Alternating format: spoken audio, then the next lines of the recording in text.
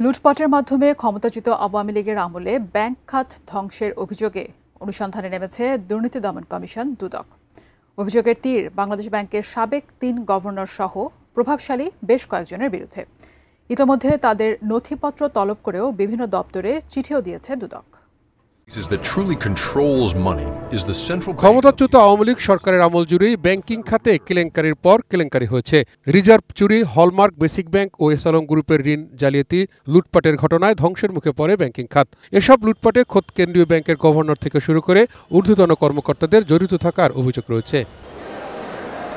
যার অনুসন্ধানে বাংলাদেশ ব্যাংকের সাবেক ৩ গভর্নর ডক্টর আতিউর রহমান, ফজলে কবির ও আব্দুর রউফ তালুকদারের নথিসহ ২৩ ধরনের নথি তলব করে কেন্দ্রীয় ব্যাংক সহ বিভিন্ন দপ্তরে চিঠি দিয়েছে দুদক। সাবেক গভর্নর আতিউর রহমান সহ অন্যান্যদের বিরুদ্ধে অনিয়ম, ঋণ খেলাপি, নীতি ছাড় দিয়ে রিজার্ভ চুরি, হলমার্ক কেলেঙ্কারি সহ অনেকগুলো বিষয়ে এক অভিযোগের অনুসন্ধান চলছে।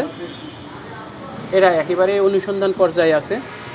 অনুসন্ধান শেষে অনুসন্ধানকারী কর্মকর্তা হয়তো প্রতিবেদন সাবমিট করবেন, তারপরে আইনানুগ ব্যবস্থা নেবেন। অ্যান্টিব্যাকটেরিয়াল অ্যাডিটিভ যুক্ত সেরা ওয়াটার ট্যাঙ্ক বিশুদ্ধ পানিতে ব্যাকটেরিয়া জন্মাতে দেয় না। এদিন করোনাকালে ডিএনসিসি হাসপাতাল নির্মাণে ৩,৩০,০০,০০০ টাকা আত্মসাৎ চেষ্টার অভিযোগে সাবেক প্রকল্প পরিচালক ডক্টর ইকবাল কবির ও সিআরএস ডিজাইনের এমডি সাইফুর রহমানকে আসামি করে মামলা করেছে সংস্থাটি। ৩,৩০,০০,০০০ টাকা উনি আত্মসাৎ করার চেষ্টা করেছেন। এটি একটি শাস্তিযোগ্য অপরাধ। করোনার সময় বিশ্বব্যাংক সহ দাতা সংস্থা থেকে পাওয়া $৭০০ মিলিয়ন প্রকল্পে নানা অনিয়ম দুর্নীতির ঘটনায় গেল ফেব্রুয়ারিতে অনুসন্ধানে নামে দুদক।